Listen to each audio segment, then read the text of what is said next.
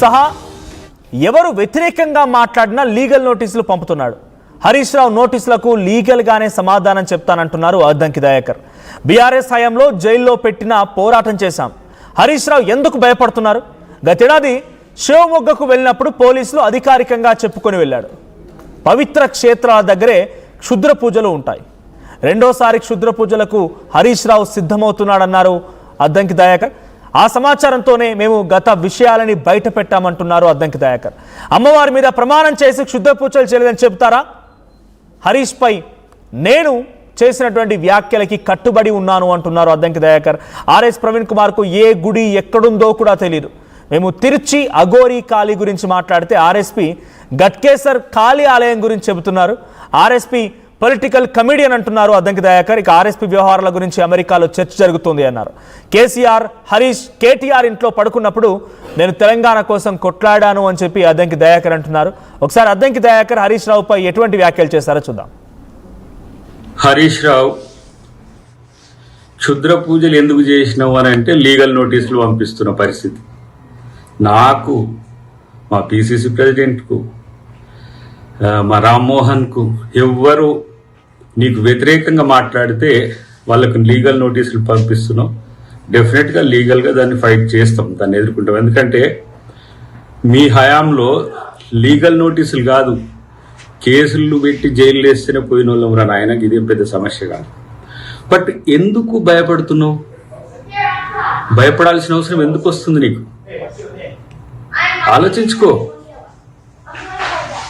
నువ్వు గత సంవత్సరంలోనే శివమొగ్గ పోయేటప్పుడు సెక్యూరిటీ ఆఫీస్లో పోలీస్ ఆఫీసర్ అని చెప్పి తలదాచుకున్నావో లేకపోతే అక్కడ ఉన్నావో ఆ సమాచారం ఉంది నాకు. బట్ నీవు పూజలకు పోతావు అది ఇది అనేది సరే, ఎవరైనా దాన్ని ఆహ్వానించాల్సిందే. పూజలు ఎవరు చేసుకొని చాలా మందికి తెలియంది ఏంటంటే ఎక్కడైతే పవిత్ర క్షేత్రాలు ఉంటాయో అక్కడే ఈ క్షుద్ర శక్తులు కూడా ఉంటాయి. తాంత్రిక పూజలు, మాంత్రిక పూజలు చేసేటోళ్ళు.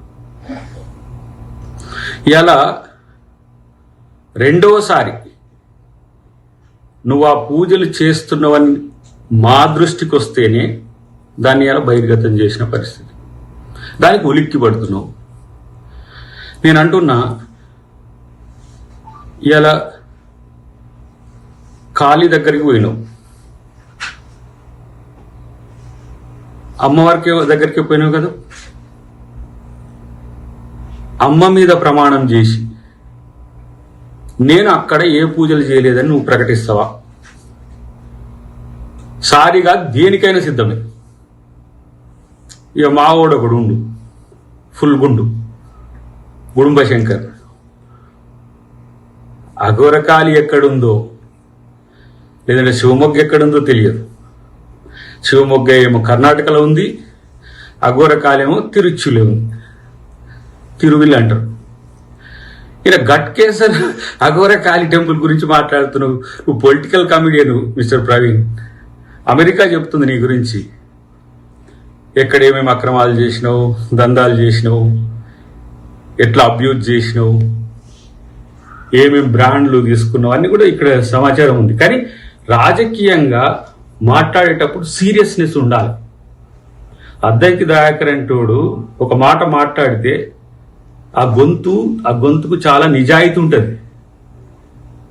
ఇండియాలో తెలుగు వాళ్ళ కాడ కాదు, ఇగో అమెరికా వచ్చినా సరే ఒక ప్రకటన అద్దంకి దయాకర్ చేసినట్టు దానికి కమిట్మెంట్ ఉంటుంది. ఇది పీడితుల గొంతుక, తెలంగాణ గొంతుక. మీ మామ, నువ్వు, మీ బామ్మార్ది, మీ మరదలు తెలంగాణ జేఏసీ కూడా ఇంట్లో వండుకున్న రోజు తెలంగాణ కొరకు కొట్లాడింది. చూసుకో, ప్రణబ్ ముఖర్జీని అడ్డుకున్నది ఎవరో. అది తెలంగాణ కమిట్మెంట్ దయాకర్ అంటే. నీ చిల్లరకాలతో ఏదో సోషల్ మీడియాలో ట్రోల్ చేస్తే భయపడతారా బాబు? నీ మీద కూడా జాలి, సానుభూతి ఎందుకుందో తెలుసా? ఇప్పుడు నేను మీ ఇంట్లో పక్కన పెట్టింది, ఆ విషయం నీకు తెలుసు. నువ్వు కూడా బాధితునివే. మరి బీజేపీలో పోతావు ఎటు పోతావు నాకు తెలియదు, కానీ అప్పుడే బీజేపీలో ఉండేటోళ్ళ యొక్క హావభావాలు వచ్చినాయి. ఈ ట్రోల్స్ చేసుడు, వాళ్ళ వీళ్ళతో చెప్పించి చేసుడు, ఇదంతా కూడా చిల్లర వేషాలు. ప్రత్యేకించి చెప్తున్నాను, ఒకరోజు నాకు నా పార్టీలో టికెట్ రాని రోజు కూడా నువ్వు సానుభూతి చూపించినందుకు ఆ జాలి కూడా ఉన్నది. కానీ గీ కథ లేదురా నాయన. బేతాళ మాంత్రికులు లెక్క, పాతాళ భైరవులు ఎస్వి రంగారావు లెక్క, లేదంటే జగదేకవీడు సినిమాలు అమరీష్ పూర్ లెక్క ఇవన్నీ కథలేందుకు? ఇలా ముఖ్యమంత్రి తెలంగాణ కొరకు ఏ విధంగా డెవలప్ చేయాలని ఇలా పోట్లాడుతున్నాడు.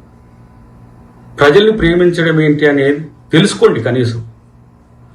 మీరు ఛిద్రం చేసిన తెలంగాణ రాజకీయ వ్యవస్థను, ఛిద్రం చేసిన ఆర్థిక వ్యవస్థను సరిదిద్దే పనిలో ఉంటే ముఖ్యమంత్రికి చెడ్డ పేరు రావాలి, వర్షాలు రావద్దు, ఇంకోటి ఏందో చెయ్యొద్దు అని చెప్పి పిచ్చి పూజలు ఎందుకు చేస్తున్నారు?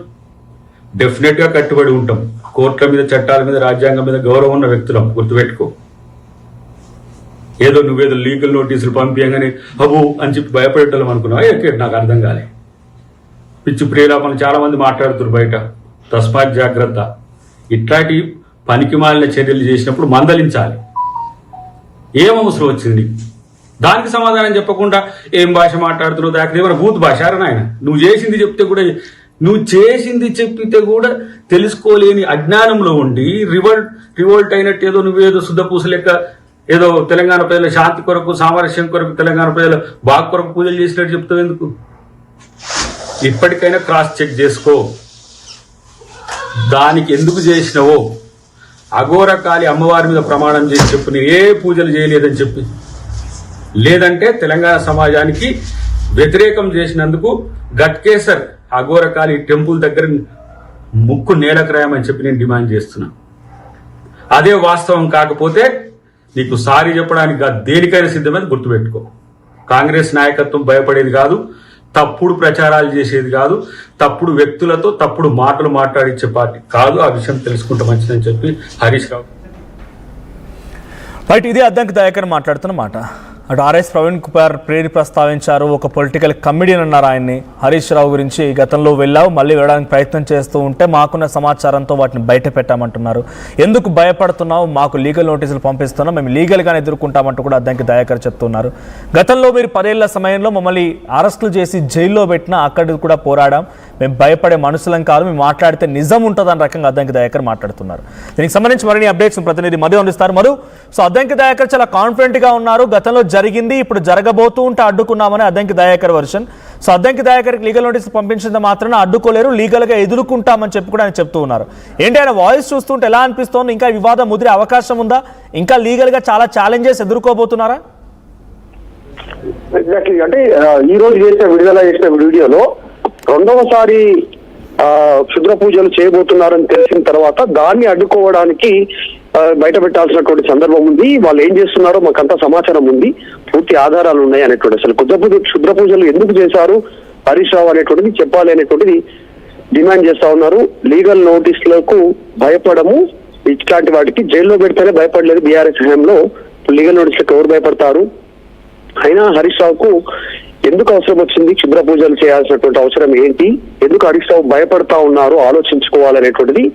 గత సంవత్సరం ఆయన శివమొగ్గకు వెళ్ళినటువంటి సందర్భంలో ఆ గుడిలోకి వెళ్లే టైంలో సెక్యూరిటీ ఆఫీస్ లో పోలీస్ అధికారిగా చెప్పుకొని వెళ్ళాడు అనేటువంటి సమాచారం మా దగ్గర ఉంది అనేటువంటిది అద్దంకి దయాకర్ వీడియోలో చెప్తా ఉన్నారు. ఇది ద బిగ్గెస్ట్ అలిగేషన్. ఎందుకంటే మాజీ మంత్రిగా రాష్ట్ర వ్యాప్తంగా, 2 రాష్ట్రాల వ్యాప్తంగా సుపరిచితుడు, పోలీస్ ఆఫీసర్